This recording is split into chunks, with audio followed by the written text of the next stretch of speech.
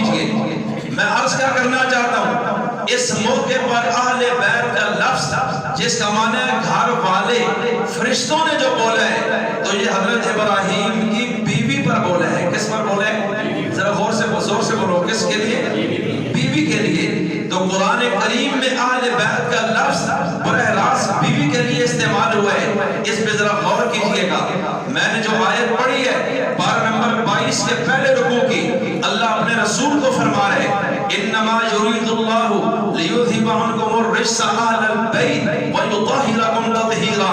اللہ ارادہ کرتا ہے اے اہل بیت نبی کہ اللہ تم سے ہر قسم کی پلیتی اور گندگی دور کر دے اور تمہیں اچھی طرح پاک کر دے.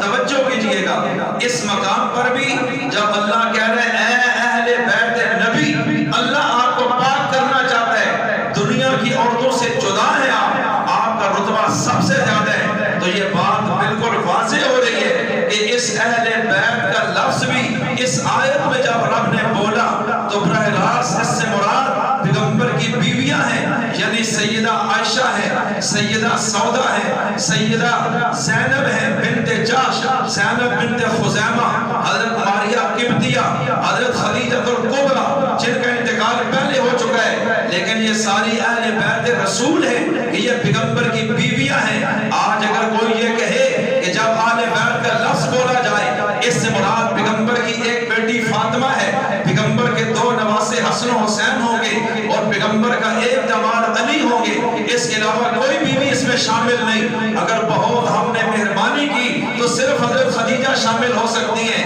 میں کہتا ہوں یہ کون سی عقل کی بات ہے، یہ کون سے علم کی بات ہے، کون سی دلیل کی بات ہے کہ آپ بیوی کو تو اہل بیت سے نکال رہے ہیں اور بیٹیوں میں سے بھی ایک کو شامل کر کے 3 کی نفی کر رہے ہیں، دامادوں میں سے ایک کو شامل کر کے 2 کی نفی کر رہے ہیں. تو آپ دراصل اہل بیت کو تسلیم ہی نہیں کر رہے، یہ صرف ایک دھوکہ دینا چاہ رہے ہیں. اس لیے میں عرض کرنا چاہتا ہوں کہ جب بھی اہل بیت رسول کا لفظ آئے گا، حسن و حسین حدیث کی روح سے اہل بیت ہیں، حضرت فاطمہ حدیث کی روح سے اہل بیت ہیں، حضرت علی حدیث کی روح سے اہل بیت ہیں، لیکن قرآن کی روح سے پیغمبر کی ساری بیویاں پیغمبر کے اہل بیت میں داخل ہیں. اور اہل بیت کا لفظ براہ راست بیویوں پر بولا گیا ہے. آپ کو کہے گا مولانا اس میں دلیل کیا ہے؟ تو میں آپ سے پوچھنا چاہتا ہوں یہ کس کی کتاب ہے؟ زور سے بولیے. اب غور کیجئے، یہ پارہ نمبر 22 کا پہلا صفحہ ہے جو میں نے آپ کے سامنے پڑھا ہے.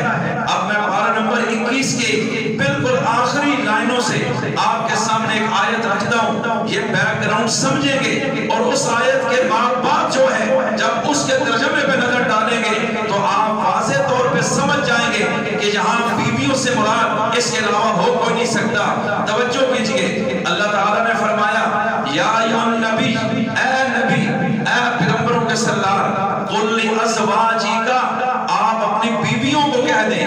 ازواج جمع ہے زوجہ کی، اور زوجہ بیوی کو کہا جاتا ہے، بیٹی کو نہیں کہا جاتا. بیٹی کو بنت کہا جاتا ہے، بیٹے کو ابن کہا جاتا ہے.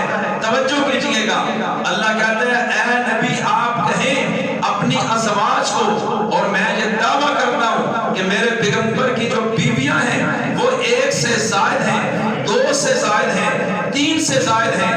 اس لیے کہ ازواج کا جو لفظ ہے یہ جمع ہے اور عربی زبان میں جمع کا کم از کم عدد 3 آتا ہے اور فارسی میں جمع کا عدد 2 سے شروع ہوتا ہے، لیکن یہ عربی ہے تو 3 بیویاں تو کم از کم آپ کو تسلیم کرنی پڑے گی. اگر آپ حضرت خدیجہ کو اہل بیت میں مانتے ہیں تو باقی 2 بیویوں کا نام بتائیے. اگر آپ نہیں مانتے تو پھر قرآن کی ان آیات کا انکار لازم آئے گا. اس صورت میں آپ کا اسلام کیسے باقی رہ سکتا ہے؟ توجہ کیجئے گا، میں عرض کرتا ہوں پیغمبر کی بیویاں احادیث میں تفصیل موجود ہے کہ 11 بیویاں تھیں اور قرآن کریم ازواج کا لفظ بول کر بتا رہے پیغمبر کی اتنی بیویاں تھیں کہ جو جمع کے سیلے میں شامل ہو سکتی ہیں، اور یہ 3 سے کم از کم 3 اور زیادہ سے زیادہ وہ جو احادیث میں تعداد اس کی بیان ہو چکی ہے. اس لیے اہل سنت والجماعت جہاں حضرت خدیجہ کو پیغمبر کی بیوی مانتے ہیں، سیدہ عائشہ کو بھی مانتے ہیں، حضرت جویریہ کو مانتے ہیں، حضرت سودا کو مانتے ہیں، حضرت زینب بنت جاش کو،